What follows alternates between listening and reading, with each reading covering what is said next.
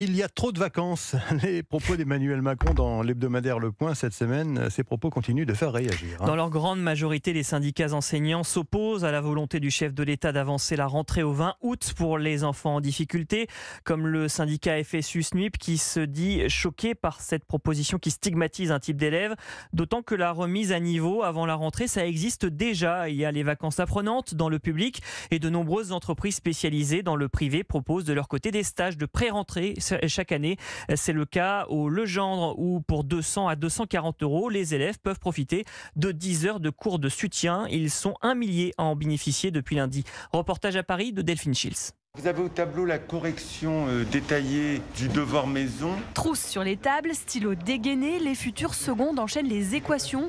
Quelques yeux ensommeillés, dont ceux de Chloé et de Gauthier. Passé d'à peu près 11h à 7h30 quoi. De base j'étais en vacances, je revenais de voyage et là on me dit tu vas prendre des cours. C'est un peu difficile en vrai, de rentrer plus avant toutes ses amies et prendre les transports. Tous les ans je pourrais pas faire. Mais ça m'aide à refonder mes bases, à avoir plus de confiance en moi pour l'année prochaine. Le fils qui avait X sur 4, donc le quart de l'âge du père, dans 20 ans, il aura X sur 4 plus 20.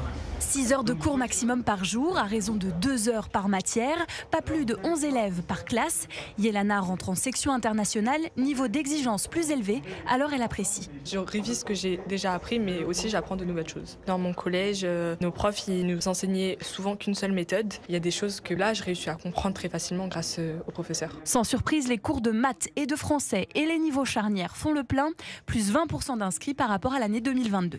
Delphine